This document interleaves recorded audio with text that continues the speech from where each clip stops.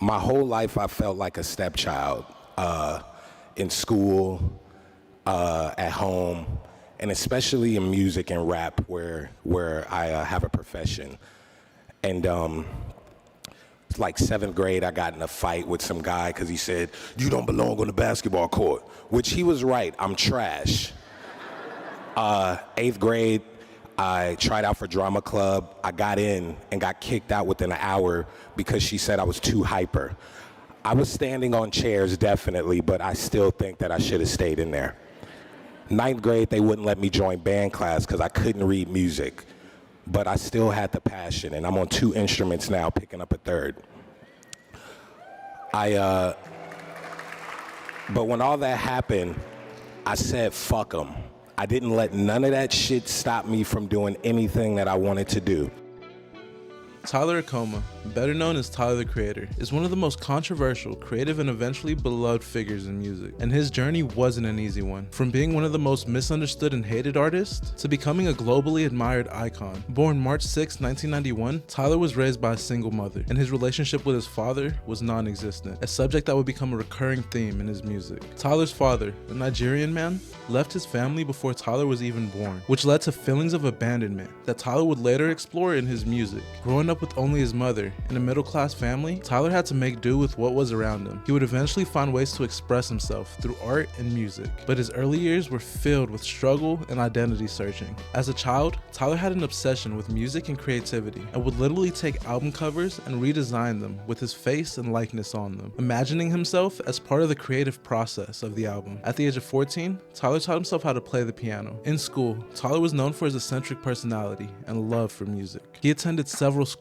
in the Los Angeles area, including Westchester High School, where he stood out as a kid who didn't really fit in any specific group. From a young age, Tyler was never afraid to be different, and although he faced a lot of bullying for it, he found comfort in expressing his creativity. Before diving into music full-time, Tyler had various odd jobs. One of his most notable jobs was when he worked at Starbucks, which he actually spoke about in an interview with Jimmy Kimmel. Years now, have you ever had a regular job?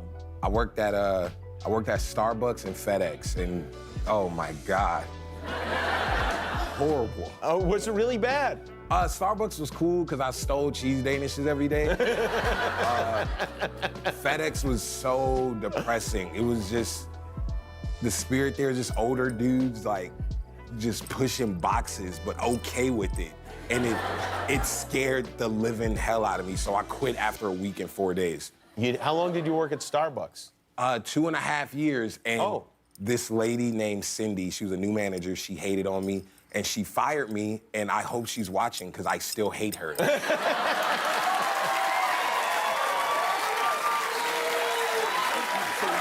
Even while working these day jobs, Tyler's mind was constantly on music, fashion, and creativity, which played a huge role in him not being able to keep a job. Although I think it's pretty safe to say that we're lucky Tyler didn't get lost in the 9-to-5 cycle. Like for real, imagine all that talent was just working behind a Starbucks counter. Like many artists, Tyler found inspiration from music at an early age. His biggest influence, Pharrell Williams and the electric sound of NERD, who's known for mixing rock, funk, and hip-hop influences in their music. Their work often featured themes of individuality, rebellion, and social commentary, and Tyler often credits Pharrell for giving him the courage to embrace his oddball persona. And in this clip, you can see Tyler thank Power 106 for actually playing NERD on the radio, exposing them to Tyler the Creator. Transitioning over to Pharrell on a serious note, though, he gave you a lot of props on your album, man, and you've said how big of a fan you are. How does that feel? Dude, the first time, I think it was Power 106. I'm not even bullshitting because y'all here.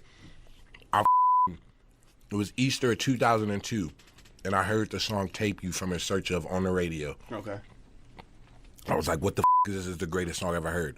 And then a couple months later, I never found out who it was, and a couple months later, I was at the laundromat, sitting in the car, waiting for the car to drive my mom, and Run to the Sun came on, and it was for sure Power 106, and I was like, this is the craziest shit I ever heard.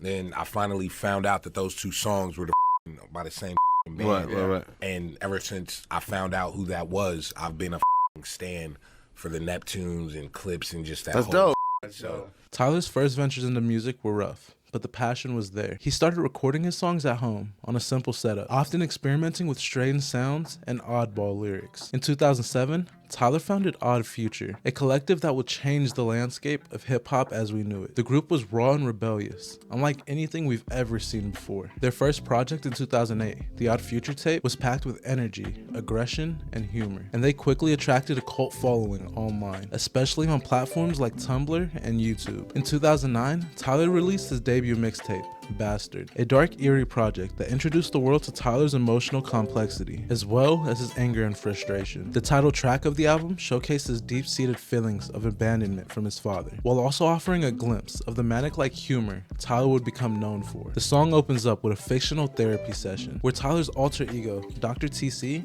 plays his therapist, and this setup created a place where Tyler could express exactly how he felt without any boundaries on what he's saying. And that fact gave the album a deeply confessional tone. He would use the song to express his pain over his absent father, referring to himself as a bastard, as people were taken aback by his raw emotion and talent, mixed with such unique production. Sadly, at this time, just as many people found him as weird and hard to understand. And this was Tyler's first taste of the love-hate relationship that he was going to have with the hip-hop community. Around the time Tyler released Bastard, Odd Future gained more traction, and this was also the time Tyler formed close relationships with key collaborators like Earl Sweatshirt and Frank Ocean. Tyler would further stir controversy with the drop of his next album, Goblin. Songs like Troncat and Yonkers contain language and themes that many found offensive. Tyler's use of homophobic slurs led to backlash from the LGBTQ+ community, with organizations and activists calling for people to boycott his music.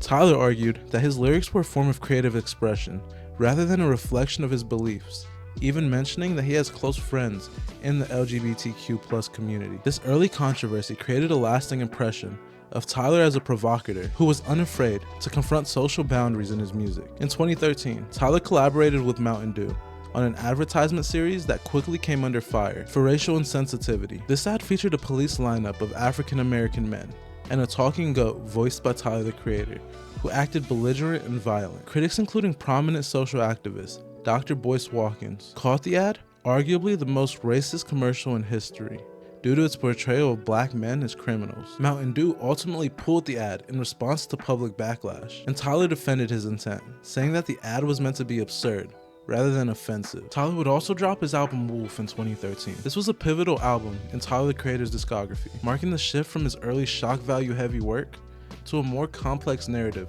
and introspective style. The album was built around a fictional storyline set at a summer camp, where Tyler the Creator's character Wolf interacts with other characters he created, like Sam and Dr. TC, who represented the different parts of his psyche. Through this narrative structure, Tyler explores his internal struggles, family issues, and experiences with fame, layering real-life emotions into fictional scenarios. Musically, Wolf combines hip-hop with jazz, R&B, and neo-soul influences, which contrasted Tyler's aggressive delivery and introspective lyrics. Tracks like IFHY and Answer reveal Tyler's vulnerability, delving into topics like love, his estranged relationship with his father, and frustrations with fame. His production on Wolf is more refined and layered compared to earlier projects, giving the album a smooth, atmospheric sound that complements the emotional weight of the lyrics. Critically and commercially, Wolf was a success, marking a turning point for Tyler as he began to earn respect as a serious artist rather than just a provocateur. It laid the groundwork for his future work and is often credited with revealing Tyler's depth as a storyteller and his ability to tackle personal themes in a creative way, solidifying his position as a versatile artist willing to push boundaries. In 2015, Tyler faced a significant career setback when the UK banned him from entering the country. Citing lyrics from his earlier albums, Bastard and Goblin, the UK government claimed that his music encouraged violence and hatred, especially against women and the LGBTQ+ individual. The Home Office sent him a letter stating that his presence in the country was not conducive to the public good. Tyler criticized the ban, arguing that his music had evolved since those early releases and pointing out that many of the controversial songs were years old. The ban, however, remained in place for several years. As well, in 2015, Tyler released Cherry Bomb, an album that showcased a more experimental sound and further provoked critics and fans alike. While the album received praise for its innovation, some listeners were put off by the abrasive production and aggressive tone, which contrasted the more accessible sound of his previous work. The album also saw Tyler portraying a darker, more chaotic persona,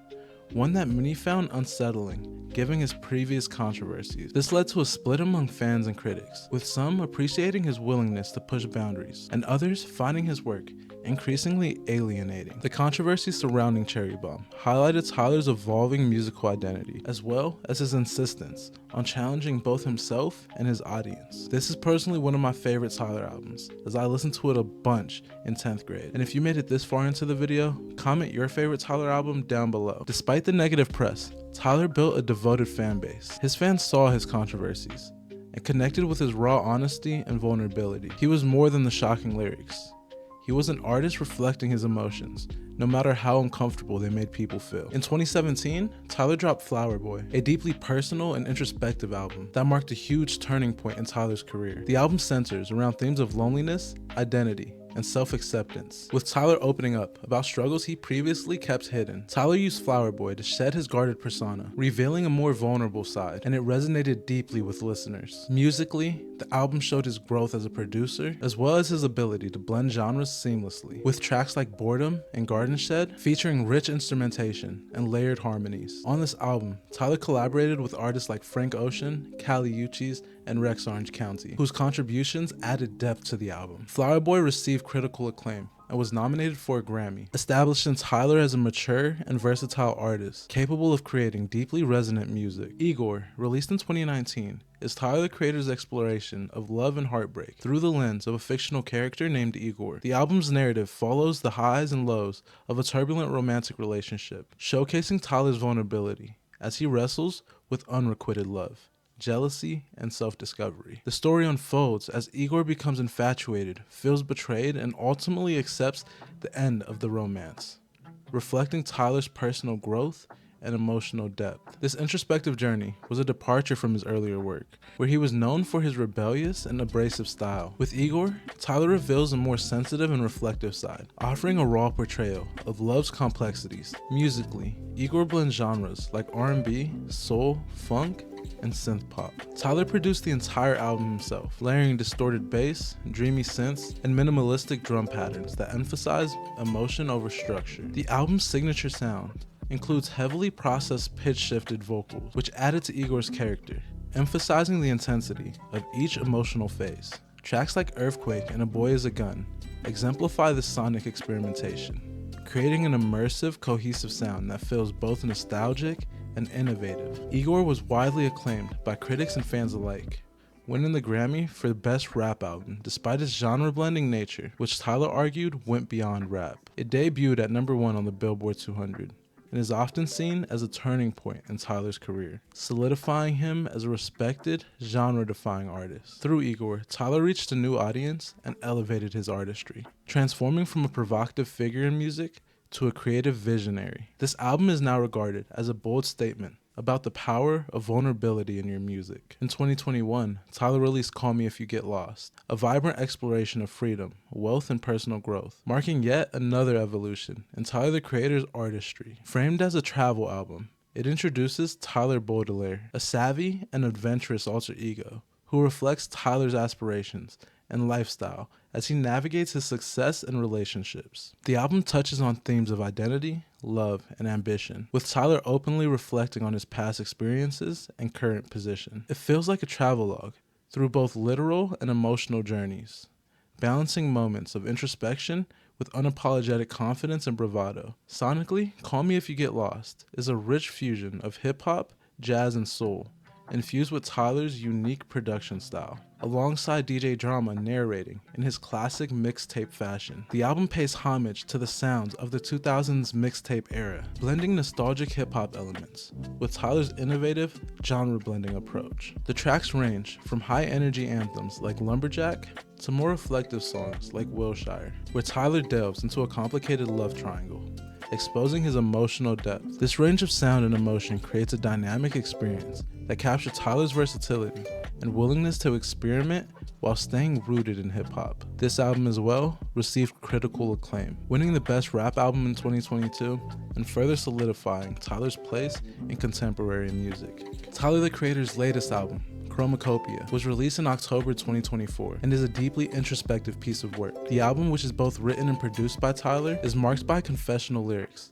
and deep themes, like family dynamics and cultural reflections. For instance, he opens up about the complex relationship with his estranged father, with his mother's voice note offering a surprising insight into Tyler's father's side, shifting his perspective. And this was a major pivot for Tyler, who has long criticized his father in his music. Tyler also uses chromacopia to explore themes of Black identity and self-worth. Tracks like I Killed You encourage self-acceptance among Black listeners and reject Western beauty standards. Stylistically, Chromacopia has a variety of different sounds, with braggadocious beats reminiscent of his Cherry Bomb album. Although this album is heavier on self-reflection, Tyler maintains his wit and audacity, balancing self-exploration with his trademark humor. The album also includes playful collaborations with artists like Glorilla and Sexy Red, who bring fresh energy that keeps the album lively. Commercially, the album was a success, selling almost 300,000 copies first week. And now that brings us here, to me telling you this remarkable story of Tyler the Creator's hardships and perseverance until he finally got to the place he always wanted to be. And I want to know, what do you think? Was Tyler always destined for this level of success, or did he defy the odds? Drop your thoughts in the comments below. And if you enjoyed this video, don't forget to like and subscribe for more deep dives like this. And I just want to say thanks for watching, and if I don't see you, good afternoon, good evening, and good night. I'll see y'all niggas later, man. Peace.